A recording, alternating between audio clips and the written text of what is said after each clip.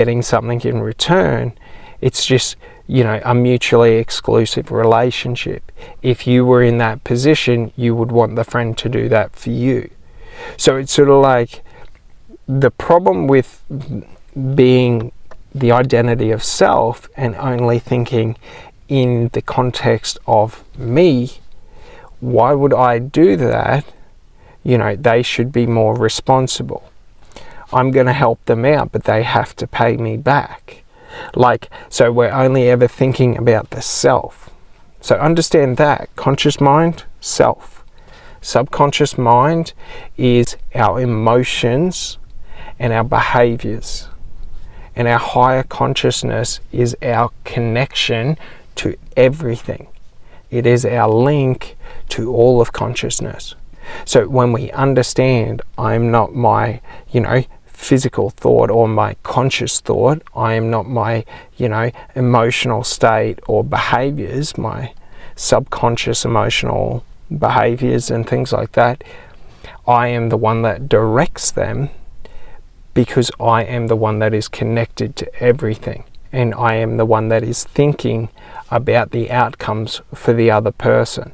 So it's a different sort of way of looking at it, but it really does help in terms of building and developing stronger relationships.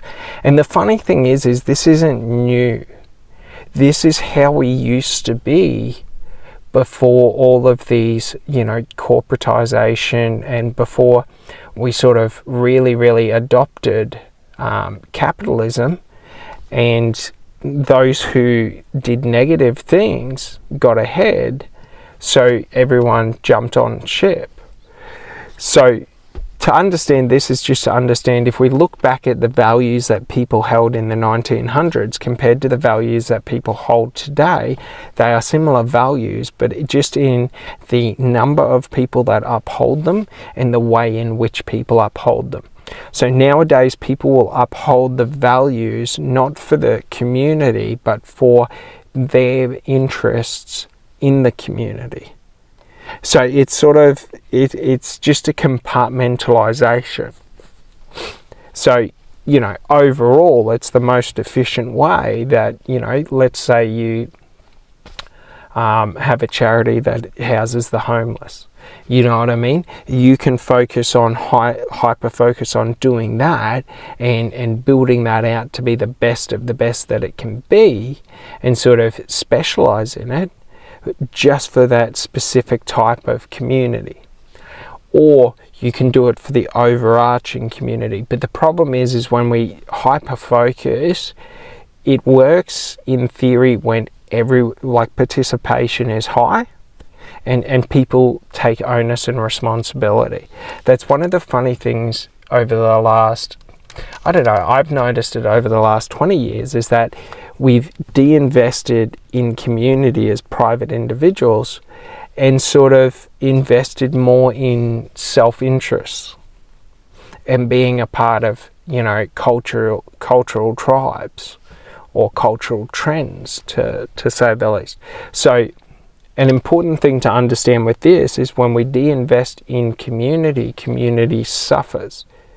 So things like, if we look at the housing crisis and things like that, a large portion in Australia of the housing market has been taken away through either foreign investment or through, you know, privatization and, you know, short-term rentals. So the problem with this is it's more efficient to do short-term rentals in the context of you get more income per unit, but it does require more maintenance and cleaning costs. So for someone who's looking to create an income in that sort of a space, that is a very lucrative thing, or it's very not so much lucrative, but it's very profitable to do that, and it makes sense to take those off the market. But the problem is if there's large uptake, like with Airbnb, where it's on trend and it becomes the mainstream, too large of a percentage of the houses are taken out of the market, or the properties. So what happens to that is rent becomes more difficult, but also purchasing properties, because they're not looking to sell them, or they're looking to sell them to other investors, not so much to owner-occupiers. Because it's more difficult to go through an owner-occupier when you've got investment properties than it is to go for an investor, because an investor is already looking for this, so you've already got everything there. Whereas an owner-occupier is looking to purchase based on personal or emotional needs, not so much on, profitability and financial statements. So that's one of the things is they get caught up into a system of, private investment. So the problem with that is that when we don't have enough building, what happens is everyone's trying to maximize profit. So when everyone in the marketplace, so we got private rentals, and it's not that anyone does anything wrong. Like, these are people that are doing, the right thing, which is, if we're doing something as a business, like, we invest into it, bring it up to a higher level than we purchased it at, and then, if it's an investment property for a rental, well, we want to create a property that is going to be, the best value for the highest we can charge in the region or around there, so that we're providing high or good value for the amount of money. But when supply is limited, that is an artificial constraint that inflates. So it ceases to be competitive or fair value. So the problem with that is when that happens, a large percentage of the market gets priced out. And then we see things like homelessness and things like a lot of different innovations come through, like, for example, renting rooms, caravans, tiny homes, the van life culture of renovating camper vans, the grey nomads and their caravans, where it's like it opens up more areas that people have to be innovative to fill the need. And it's not a bad thing, because this is how markets change. But when you have multiple of these issues happening within society at one time, sort of like we have at the moment, it'll make it more difficult for people to sort of feel safe, to feel secure. So what that does is that puts heightened tension on themselves, and when we're stuck in only our conscious mind trying to deal with situations, we're unable to deal with anything present than the current external environment. So it's sort of like trying to put out a barn fire while putting out a stack of hay. Like, if we're outside trying to put out the hay and the barn's on fire, like, the hay's kind of irrelevant. Like, you know what I mean? We're going to lose an asset for hay. So the thing is when we become hyper-focused in one area, so if we're in our emotional state, then what happens is we cease to be logical, and things can either cause fight or flight. You know what I mean? They cause behavioural, like, our behaviour, we can have negative behavioural manifestations, like, stress and anger and things like that. Like, we can have effects to our subconscious narrative or beliefs. So the thing is to understand that we're in control of both of them, that they are not us. So the emotions I feel when something happens to me is not me. It's an emotion that I'm experiencing because of a narrative or belief that I hold. So if I think pain is negative, when I'm in pain, I will feel negative, and a negative emotion or feeling will be assigned.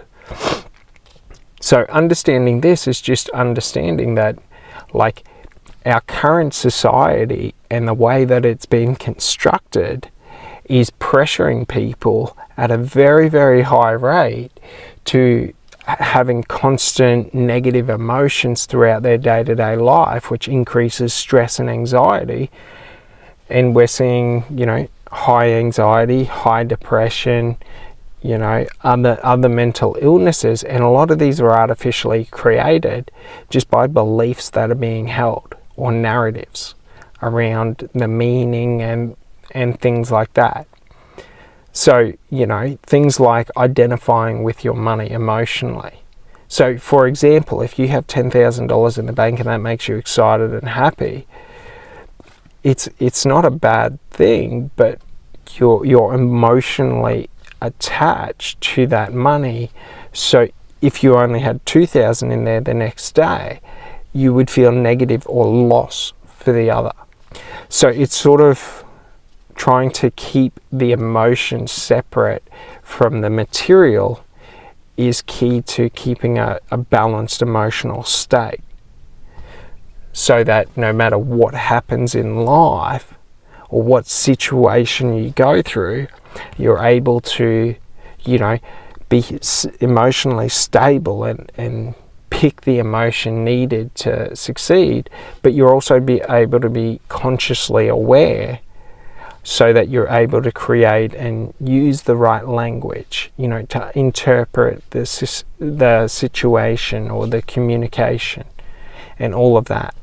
Whereas if your emotions are all over the place and your thoughts are racing and you're preoccupied with two different things, you're going to be a lot less, you know, engaging of a person, but it's a lot more confusing because you're not paying enough attention. So, like, it's important because, like, when I say not paying enough attention, you're paying high attention to yourself, but you're paying no attention to other people. And this is an important thing, because this is when we're in our higher consciousness, is when we're considering other people. It doesn't mean that we always have to act in someone else's best interest at detriment of our own, but it means we're aware of it. And we're able then to move through and do damage control. Sort of, if we know the actions we're going to take are going to hurt someone, we're able to mitigate the pain and the loss, or whatever is the perceived feeling. Because the truth of the matter is no action any other can influence you. So if someone walks up and slaps you in the face, like, it's gonna hurt, but you don't have to get angry. You know what I mean? But it's hard because it's an immediate response to physical danger. But outside of that, you know, if someone comes up and says something or does something, like for example, take someone cheating on you. If someone cheats on you, they haven't really done anything to you. So, like, all they've shown you is that other people are more important than you. So it's nothing to ever worry about, because it's more of someone else showing their character, not a direct deficit of your character. And that's the way a lot of people see it, as if someone cheats on me, they've taken from me, because, you know, insert story, narrative. You know what I mean? So the other thing, like, the other way to look at it is, like, that is a show of their character, and now I have the opportunity to say, no, my standards are higher than that. So it's sort of like, when we're able to separate the emotion, we're able to take the right action. When we're not stuck in our conscious mind of, you know, the environment of what exactly happened, and we're in our conscious and subconscious mind, and with that higher consciousness, well, then we're able to see it for what it is and just say, you know what, that's okay, I'm going to go the other way. Like, and by doing that and taking that action, that is the highest form of any sort of, not retribution, but that's how you bring yourself back from it. When you're the person who's able to just turn around and walk away and say, no, thank you, I choose me over you, that's the highest form because the empowerment that it gives you. So, that's an important aspect, because the conscious mind is, I'm in pain, I want to cause pain, and the subconscious mind is, I'm hurt, like I want to avoid, or I want to, fight or flight. I want to either avoid more pain or I want to cause more pain. And then the conscious mind is justifying why the action is valid. And the problem with this is when we get into this state of thinking and sort of believing our conscious awareness to be, it's very, very hard to move forward in life further than your current situation. So it's sort of like a bit of a self-fulfilling prophecy that when we're stuck in our conscious mind and only thinking about what's best for me and this, that and the other, we cease to see the true opportunities.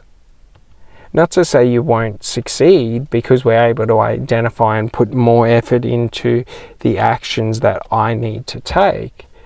But the problem with it is that it separates from other people.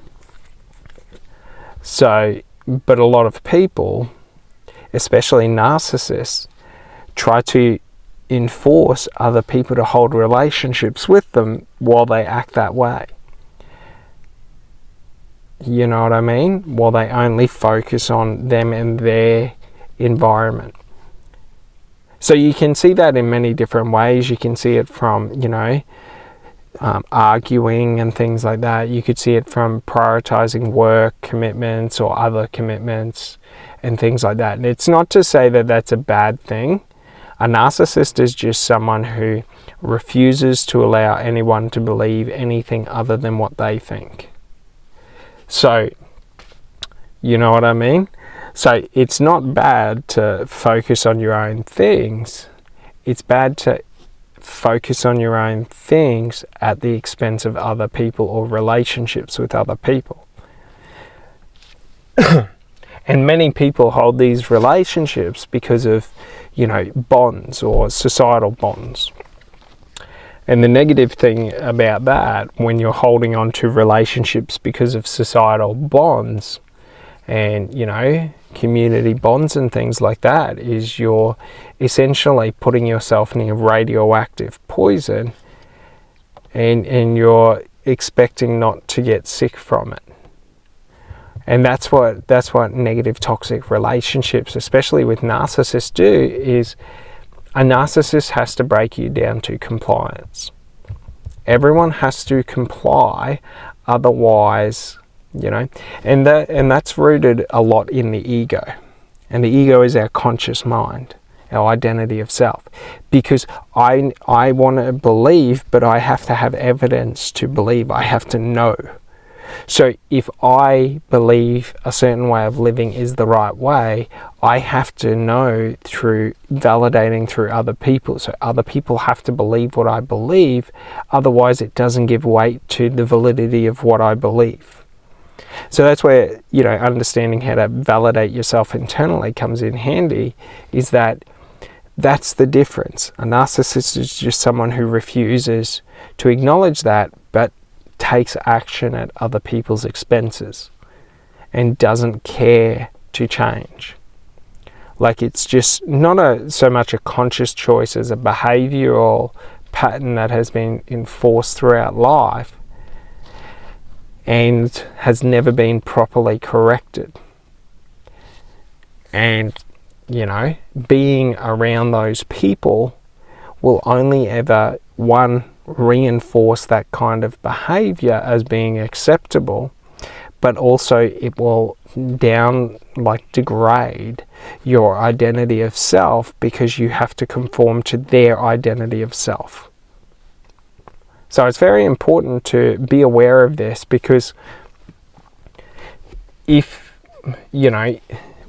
this all happens on a subconscious level. Usually, when we're talking about behavioral conditioning, where others' actions and behaviors affect us, it's not always conscious, we're not always consciously aware of it.